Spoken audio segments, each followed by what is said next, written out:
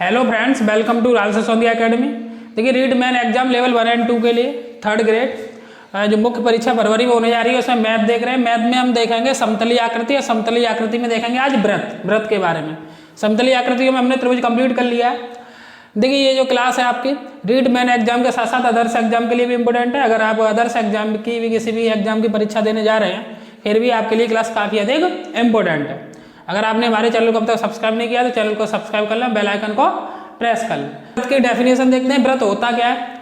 देखिए, व्रत पहले डेफिनेशन के तौर पर या व्रत मेन रूप से फॉर्मेट में होता क्या है। व्रत विभिन्न बिंदुओं का, जैसे भिन्न भिन्न बिंदु हैं, ये अलग अलग है, विभिन्न बिंदुओं का बिंदुपथ होता है। इनको मिलाने पर बिंदुओं का बिंदुपथ यानी जो लोकस होता है, जो नियत बिंदु जैसे अर्थात नियत बिंदु यानी ये सेंटर है। नियत बिंदु अर्थात केंद्र से कहाँ पर होता है, ये बिंदुपथ समान दूरी पर होता है। और सेंटर से जो परिधि तक की जो समान दूरी होती है इसे हम क्या कहते हैं, त्रिज्या कहते हैं। और स्मॉल आर से डिनोट करते हैं, ओ से लेके आर, जैसे पी पॉइंट है यहाँ पर परिधि पर, तो जो ओपी डिस्टेंस होती है उसे क्या कहते हैं, आर। जो व्रत की क्या कहलाती है, त्रिज्या कहलाती है। अच्छा देखिए, जैसे कि ये व्रत है, ये व्रत का व्यास होता है ओ ए पॉइंट और ये बी पॉइंट। अगर टोटल बोलेंगे तो इधर आर होगा, इधर आर होगा, कितना कहलाएगा, 2r कहलाएगा व्रत का व्यास। देखिए, व्रत में जीवा होती है। जीवा क्या होती है, व्रत के किन्हीं भी दो बिंदुओं को हम मिला दें तो वो क्या कहलाती है, जीवा कहलाती है। ए भी क्या होगी, व्रत की जीवा होगी। थोड़ा बेसिक बता देते हैं इसमें। अच्छा, जैसे ये सर्किल है, ये व्रत है। व्रत को अगर कहीं एक पॉइंट पर कोई रेखा स्पर्श करती है, एक बिंदु P पर स्पर्श करती है, तो इसे बोलते हैं हम स्पर्श रेखा।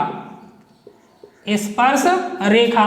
और व्रत को कोई भी रेखा दो बिंदुओं पर काटे, जैसे A बिंदु पर और B बिंदुओं पर, तो ये कहलाएगी व्रत की कौन सी रेखा, छेदक रेखा।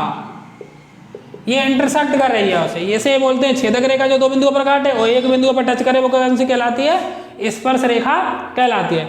देखिए, आप जो हम इस चैप्टर को फिनिश करेंगे वो स्टेटमेंट यानी जो प्रमेय होती हैं, थ्योरम होते हैं, उनके कथन के अकॉर्डिंग और साथ में इन क्वेश्चनों को भी यहाँ पर लेते चलेंगे, जिससे कि आपको साथ के साथ ही जो स्टेटमेंट है यानी थ्योरम में है वो समझ में आए और क्वेश्चन यहाँ पर कंप्लीट हो। देखिए, काफ़ी इंपॉर्टेंट क्वेश्चन रहते हैं, एग्जाम में पूछे जाते हैं यहाँ से क्वेश्चन। तो देखिए, पहला स्टेटमेंट है, अर्धव्रत में बना कोण कैसा होता है, समकोण होता है। ये फर्स्ट स्टेटमेंट है थ्योरम का। तो जैसे देखिए, ए बी क्या है, व्रत का व्यास है, ओ सेंटर है, और यहाँ परिधि पर ये कोण बना हुआ है। तो परिधि पर जो कोण बन के तैयार होगा, जो कोण होगा वो क्या कितना होगा, समकोण होगा। अर्थात अर्धव्रत में बना कोण, जो ऊपर वाला है जो अर्धव्रत है उसमें बना कोण कितना होता है, समकोण होता है। यानी कितना होता है, परिधि पर 90 अंश का कोण बनता है। अच्छा, इसके ऊपर क्वेश्चन कैसे पूछे जाते हैं, क्वेश्चन देखते हैं। देखिए, दिए गए चित्र में कोण PAB ये कितना दिया है, 45 अंश दिया है।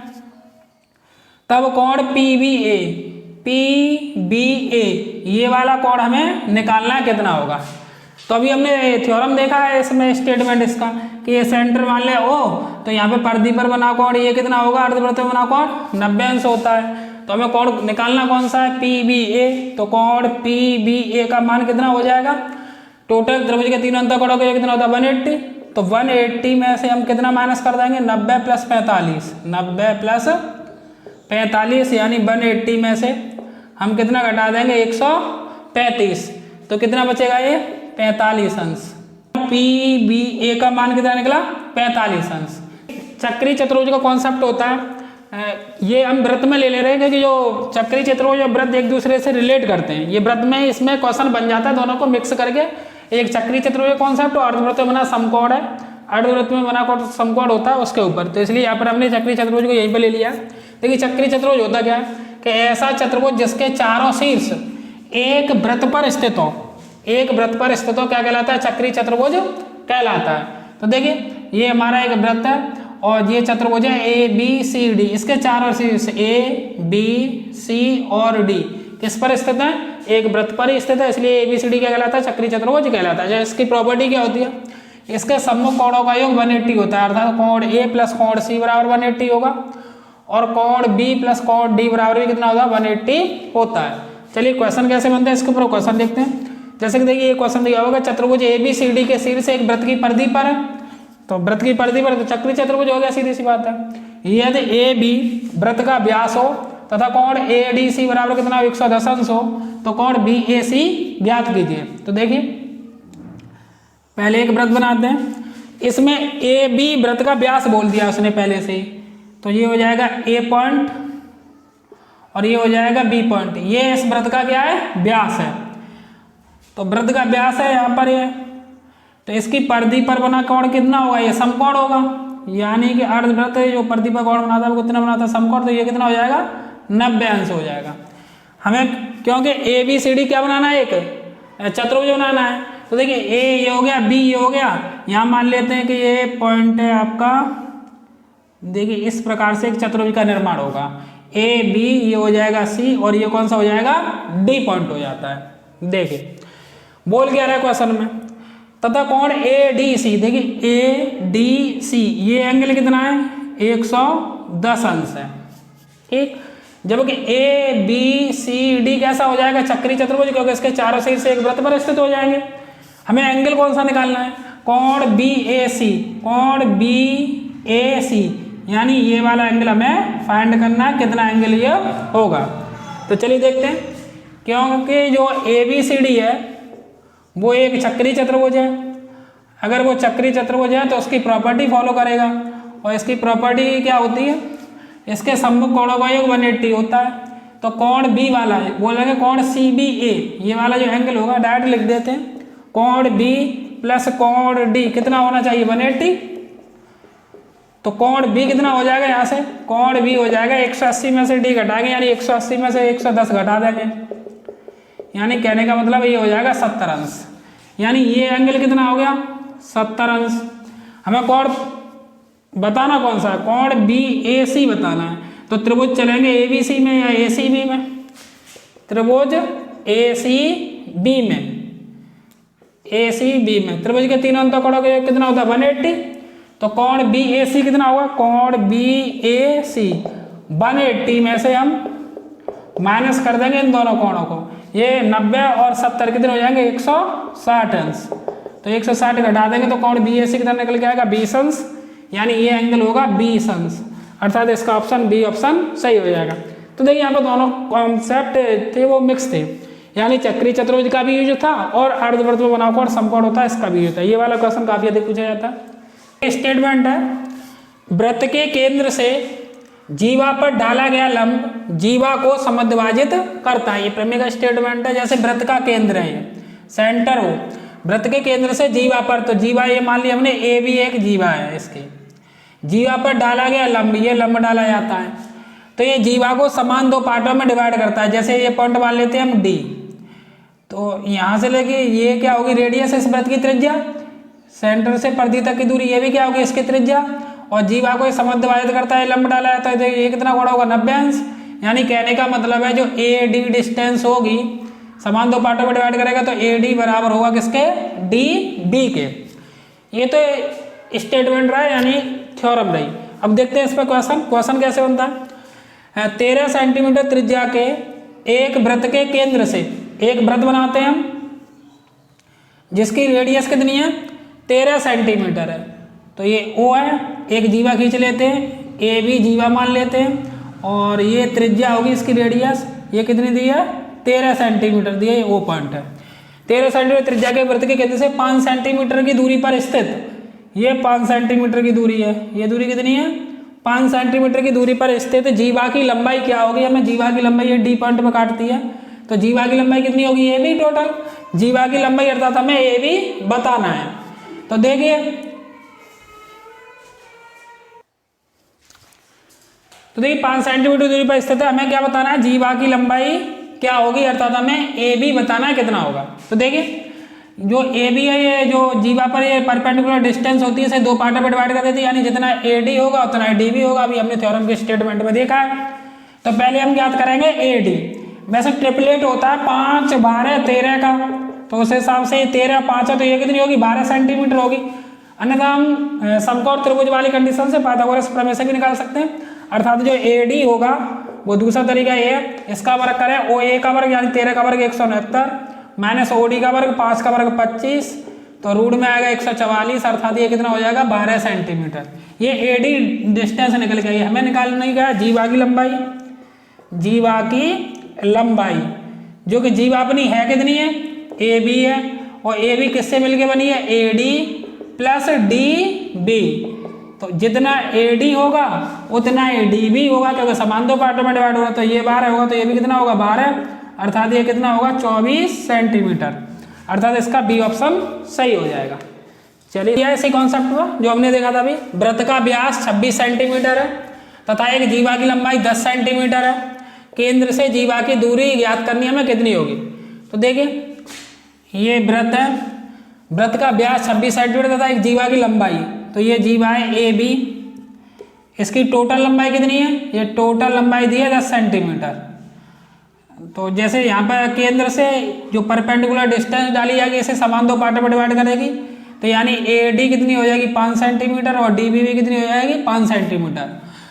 इस वृत्त का व्यास 26 है तो त्रिज्या कितनी हो जाएगी 13 सेंटीमीटर, क्योंकि टोटल व्यास 26 सेंटीमीटर है। हमें बताना क्या है, केंद्र से जीवा की दूरी बतानी है। इस सेंटर से इस जीवा की दूरी कितनी होगी, तो भाई ट्रिपल एट लगाएं तो डायरेक्ट हो जाएगा, ये 13 ये 5 है तो ये कितना होगा 12 सेंटीमीटर। और वैसे निकालेंगे तो ओ डी बराबर कितना हो जाएगा, रूट में ए डी स्क्वायर या ओ ए स्क्वायर, यानी 13 का वर्ग 169 और -5 का वर्ग 25, यानी कितना आएगा 144 और 144 का वर्गमूल 12, अर्थात 12 सेंटीमीटर। इसका बी ऑप्शन सही हो जाएगा। ठीक है ना।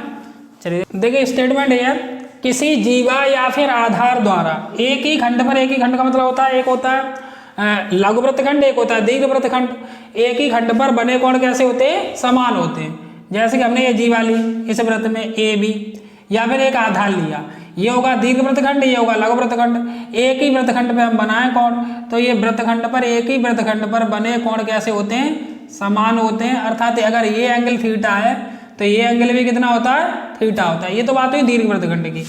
अगर बात करें हम लघु वृत्तखंड पर, तो लघु वृत्तखंड में कैसे होंगे, देखिए ये बना एंगल यहाँ पर है और एक एंगल ये बनाया और ये एंगल भी क्या पर है, यहाँ पर है, यानी ये जितना एंगल होगा उतना ही एंगल ये होगा। ये दोनों एंगल समान होंगे। ये लघु वृत्तखंड में बने कोण है, ये थीटा है तो ये भी कितना होगा, थीटा हो गया। अर्थात ये दोनों कोण कैसे होते हैं, समान होते हैं। एक ही वृत्तखंड पर एक ही बेस द्वारा या एक ही जीवा द्वारा बने कोण कैसे होते हैं, समान होते हैं। चलिए क्वेश्चन देखते हैं। क्वेश्चन कैसे पूछता है कि नीचे दी गई आकृति में कोण ए सी डी का मान बताना है। हमें कोण ए सी डी का मान बताना है, जबकि हमें एंगल कोण ए बी डी उसने दिया है फिगर में। ये कितना दिया, 30 अंश।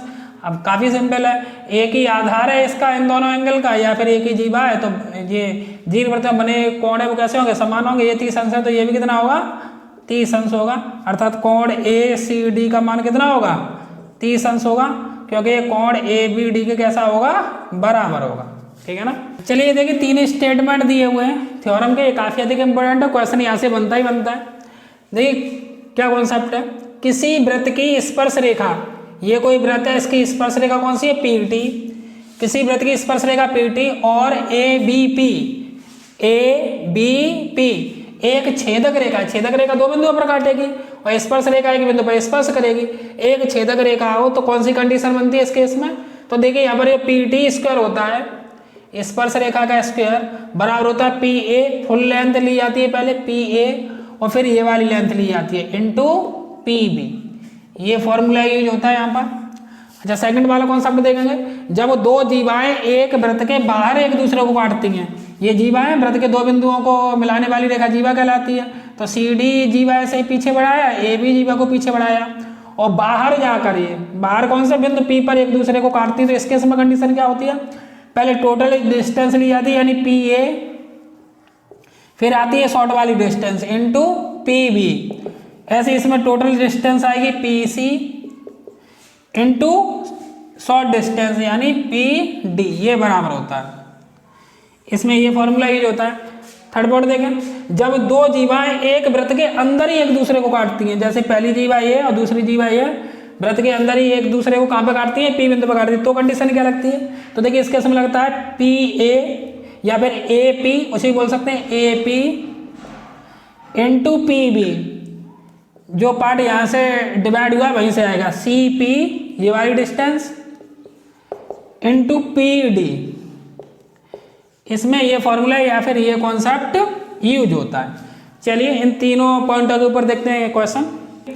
क्वेश्चन ये है, यदि किसी वृत्त की छेदक रेखा PAB है जो वृत्त को A तथा B बिंदुओं पर काटती है तथा PT एक स्पर्श रेखा है, यदि PT का मान 6 सेंटीमीटर हो तो PA का मान 4 सेंटीमीटर हो तो AB का मान ज्ञात करना है। देखिए समझिए, यहां पर ये एक वृत्त है,